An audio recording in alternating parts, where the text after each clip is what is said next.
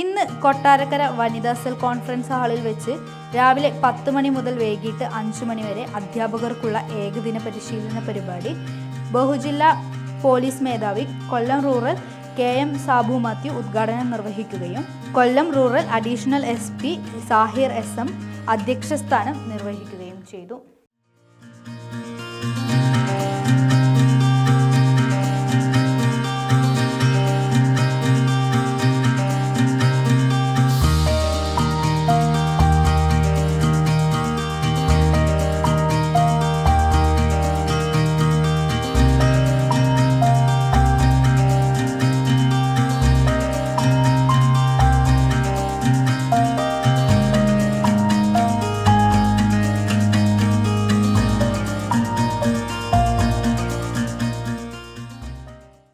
Social പോലീസിങ്ങിൻ്റെ ഭാഗമായിട്ടുള്ള അധ്യാപകരെ ഉൾപ്പെടുത്തി നമ്മുടെ റൂറൽ ജില്ലയിലെ SPC സ്കൂളുകളിലെ അധ്യാപകരെ ഉൾപ്പെടുത്തിയുള്ള ഒരു പ്രോഗ്രാമാണ്. ഏകദേശം നമ്മുടെ ജില്ലാ വിദ്യാഭ്യാസ ഓഫീസർമാർക്കും അതേപോലെ തന്നെ നമ്മുടെ റവന്യൂ ജില്ലാ വിദ്യാഭ്യാസ ഓഫീസർക്കുമാണ് നമ്മൾ ഇത് സംബന്ധിച്ച് ലെറ്റർ കൊടുത്തിട്ടുള്ളത്. ഞങ്ങളുടെ ക്ഷണം സ്വീകരിച്ച ഇവിടേക്ക് എല്ലാ അധ്യാപകരെയും സ്വാഗതം ചെയ്തുകൊള്ളുന്നു. ഈ പ്രോഗ്രാമിൻ്റെ ഉദ്ഘാടന ചടങ്ങിലേക്ക് അധ്യക്ഷനായിട്ട് ചടയമംഗലം ISHO ശ്രീ ശിവകുമാർ സാറിനെ ക്ഷണിച്ചോളൂ. ഏറ്റവും പ്രിയമുള്ള ഈ യോഗത്തിന്റെ അധ്യക്ഷൻ ശ്രീ ശിവകുമാർ സാർ, നമ്മുടെ റൂറൽ ജില്ലാ പോലീസ് മേധാവിയുടെ അസാന്നിധ്യത്തിൽ നമ്മുടെ ഇന്നത്തെ മീറ്റിംഗ് ഉദ്ഘാടനം ചെയ്യുന്ന Shri Dinaraj sir, DCP DSP, നമ്മുടെ ഈ പ്രോഗ്രാം ഒരു ദിവസത്തെ പ്രോഗ്രാമാണ്. ആദ്യ സെക്ഷൻ ക്ലാസ് എടുക്കുന്ന Shri Mansoor sir, excise commissioner, retired excise കമ്മീഷണറാണ് സാർ. നമ്മുടെ SPCയുടെ ജില്ലാ assistant nodal officer Rajeev sir, പ്രിയമുള്ള അധ്യാപകര്, പോലീസ് സുഹൃത്തുക്കൾ, പോലീസില് സാമൂഹിക പരിഷ്കരണത്തിന്റെ ഭാഗമായി വിവിധങ്ങളായ പരിപാടികളാണ്. ആദ്യമായി ജനമൈത്രിയിൽ തുടങ്ങി ഇന്നിപ്പോ അവസാനം ഹോർപ്പിൽ വരെ എത്തിയ ഒരു ഘട്ടമാണ് നിലവിലുള്ളത്. നിങ്ങൾക്ക് എല്ലാവർക്കും അറിയാം, ജനമൈത്രി പോലീസ് കഴിഞ്ഞ് കേരളത്തിലെ സ്കൂളുകളിൽ ഏറ്റവും ചർച്ച ചെയ്യപ്പെട്ടതും ആയ ഒരു സംഘടനയാണ് SPC. അതേപോലെ തന്നെ DCAP, ഹോപ്പ്, DCRC, അങ്ങനെ വിവിധങ്ങളായ സാമൂഹിക പരിഷ്കാരങ്ങൾ കേരള പോലീസിൽ വരുത്തുകയുണ്ടായി. അതിന്റെ ഭാഗമായിട്ട് നമ്മുടെ സോഷ്യൽ പോലീസിന്റെ ഡയറക്ടറേറ്റിന്റെ നിർദ്ദേശപ്രകാരമാണ് ഇന്നിങ്ങനെ ഒരു ദിവസത്തെ, നിങ്ങൾക്ക് ബുദ്ധിമുട്ടുണ്ടെന്ന് അറിയാം, ഒരു ദിവസം വന്നിരിക്കുന്നത്. പക്ഷെ എന്നിരുന്നാലും പ്രോഗ്രാം നടത്താതിരിക്കാൻ നിർവ്വാഹമില്ല. സ്റ്റുഡൻസ് പോലീസ് നിലവിൽ വന്നതിന് ശേഷം സ്കൂളിലെ ഏത് കുട്ടികളുടെ കാര്യങ്ങളും ആദ്യം അറിയുന്നത് നമ്മൾ സ്റ്റുഡൻസ് പോലീസുമായിട്ട് ബന്ധപ്പെട്ട സംഗതികളാണ്.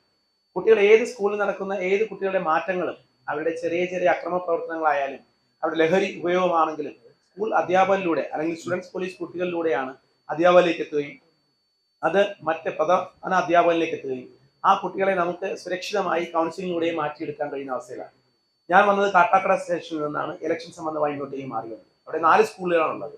4 സ്കൂളുകളിലെയും അധ്യാപകരും ഒപ്പം തന്നെ സ്റ്റുഡൻസ് പോലീസിന്റെ അധ്യാപകരും അവിടുത്തെ നമ്മൾ ചെല്ലുന്ന പോലീസ് ഉദ്യോഗസ്ഥരും എല്ലാം കൂട്ടായ്മ പ്രവർത്തനം തന്നെയാണുള്ളത്.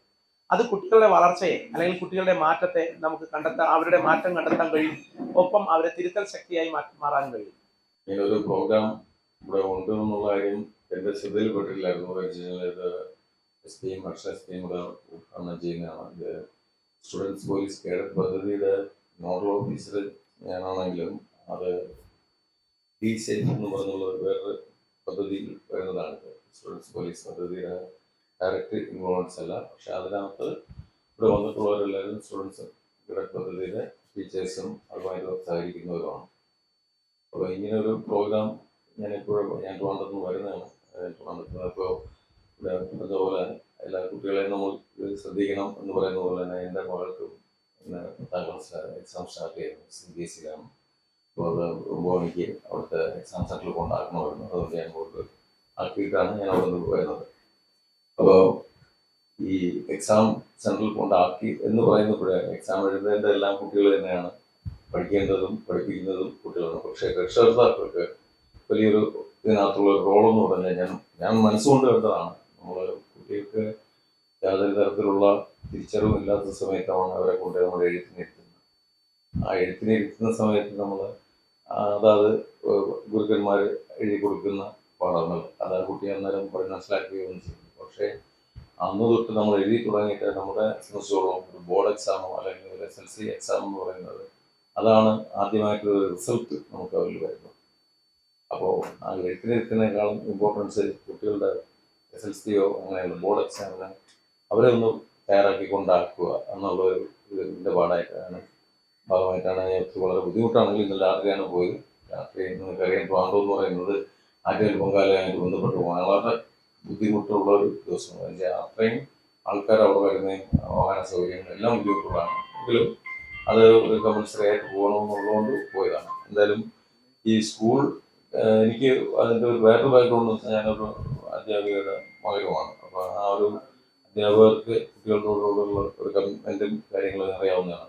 പിന്നെ നമ്മുടെ അധ്യക്ഷൻ പറഞ്ഞതുപോലെ അധ്യാപകർക്ക് ആണ് ഏറ്റവും കൂടുതലും ഈ കുട്ടികളുമായിട്ടുള്ള അവരുടെ ചേഞ്ചസ് അറിയാൻ കഴിയുന്നത്. പക്ഷേ അതോടൊപ്പം തന്നെ നമുക്ക് ഒരു അധ്യാപകരുടെ പേരിൽ മാത്രം ആ ഒരു ഉത്തരവാദിത്തം ഏൽപ്പിക്കുന്നതിൽ വലിയ യോജിപ്പൊന്നുമില്ല. കാര്യം പലപ്പോഴും രക്ഷകർത്താക്കൾ എന്നുള്ള രീതിയിൽ അവരുടെ റെസ്പോൺസിബിലിറ്റി ടീച്ചേഴ്സിലോട്ട് പലപ്പോഴും കൈമാറുകയാണ് ചെയ്യുന്നത്. അതല്ല, ടീച്ചേഴ്സിനും അതിൻ്റെ റെസ്പോൺസിബിലിറ്റി ഉണ്ട്, അത് എല്ലാം ഉണ്ട്. പക്ഷെ ബേസിക്കലി ഈ കുട്ടികളെ നമുക്ക് വാച്ച് ചെയ്യുന്നത് കുട്ടികളുടെ പ്രവർത്തനങ്ങളും കുട്ടികളുടെ സ്വഭാവത്തിലുള്ള വ്യത്യാസങ്ങളെല്ലാം കണ്ടുപിടിക്കുന്നത് എപ്പോഴും രക്ഷകർത്താക്കൾ തന്നെ ആയിരിക്കും. പുതിയ പുതിയ ആശയങ്ങളും മറ്റുമായിട്ട് പോലീസ് അതിൻ്റെ സർവ്വവിധ ടെൻഷനും നിറഞ്ഞു നിൽക്കുന്ന സന്ദർഭങ്ങളിൽ പോലും ഇത്തരം കാര്യങ്ങളിലേക്ക് പുതിയ അറിവുകൾ നമ്മുടെ അധ്യാപകരിലേക്ക് പകർന്നു കൊടുക്കുന്നതിന് വേണ്ടിയിട്ടാണ് സോഷ്യൽ പോലീസിംഗ് ഇതുപോലെയുള്ള പരിപാടികൾ സംഘടിപ്പിച്ചിട്ടുള്ളത്. നമുക്ക് കിട്ടുന്ന അറിവുകൾ നമുക്ക് പരമാവധി നമ്മുടെ കുട്ടികളിലേക്കും മറ്റും എത്തിച്ച് നമുക്ക് വേണ്ടത്ര നമ്മൾ ഉദ്ദേശിക്കുന്ന ആ ഒരു ലക്ഷ്യത്തിലേക്ക് എത്തിച്ചേരുന്നതിന് വേണ്ടിയിട്ടുള്ള തയ്യാറെടുപ്പുകൾ നടത്താം. ഇവിടെ ഒരു കാര്യം വളരെ യാദൃച്ഛ്യമാണ് സാർ ഇവിടെ പറഞ്ഞത്. വളരെ യാദൃച്ഛ്യമായിട്ടാണ് അദ്ദേഹം ഇതിലേക്ക് വന്നത്. അപ്പോൾ കഴിഞ്ഞ ദിവസം ഞങ്ങൾ കണ്ടപ്പോൾ പോലും ഞാനിത് അദ്ദേഹത്തോട് സൂചിപ്പിക്കാൻ നമ്മുടെ SPC ഇനിഷ്യേറ്റീവ് എന്ന ഒരു പ്രോഗ്രാം അല്ലാത്തതുകൊണ്ടാണ്. നമ്മുടെ പുതുതായിട്ട് വന്ന ജില്ലാ നോഡൽ ഓഫീസറാണ് ഇതിൻ്റെ സാർ. അദ്ദേഹം 1 മാസമായി നമ്മൾ ചാർജ് എടുത്തിട്ട് നമുക്ക് മീറ്റിംഗ് ഒന്നും വിളിച്ചിട്ടില്ല. നമുക്ക് അടുത്ത മാസം അദ്ദേഹത്തെ കൂട്ടി നമുക്കൊരു മീറ്റിംഗ് നമ്മൾ നടത്തുന്നുണ്ട്. തീർച്ചയായിട്ടും ഈ പരിപാടിയിലേക്ക് വന്നിട്ടുള്ള എല്ലാ അധ്യാപക സുഹൃത്തുക്കളെയും അതുമായിട്ട് ബന്ധപ്പെട്ട മറ്റുള്ളവരെയും അതിൻ്റെ ഫാക്കൽറ്റീസുകളെ എല്ലാം SPC ജില്ലാ നോഡൽ ഓഫീസിന്റെ അഭിനന്ദനങ്ങൾ അറിയിച്ചുകൊണ്ട് എൻ്റെ വാക്കുകൾ അവസാനിപ്പിക്കുന്നു. എനിക്ക് മാത്രം അപകടം പറ്റില്ല.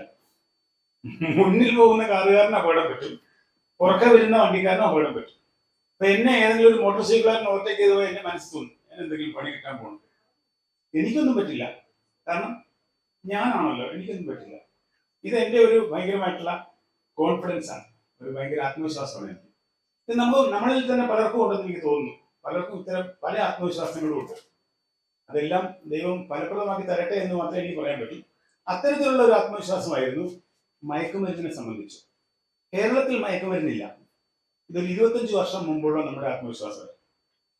അങ്ങനെ ഇരിക്കുമ്പോഴാണ് 10-20 വർഷം മുമ്പ് എറണാകുളത്ത് കൊച്ചിയിൽ, ഫോർട്ട് കൊച്ചിയിൽ വളരെ വ്യാപകമായിട്ട് മയക്കുമരുന്ന് പിടികൂടി. 2000 കൂടിയാണ് ആ സംഭവങ്ങൾ തുടങ്ങുന്നത്.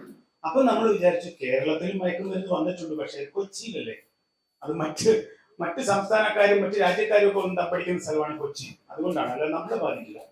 അത് കഴിഞ്ഞപ്പോൾ 2005 ആയപ്പോൾ കൊല്ലത്ത് മയക്കുമരുന്ന് പിടിച്ചു തുടങ്ങി.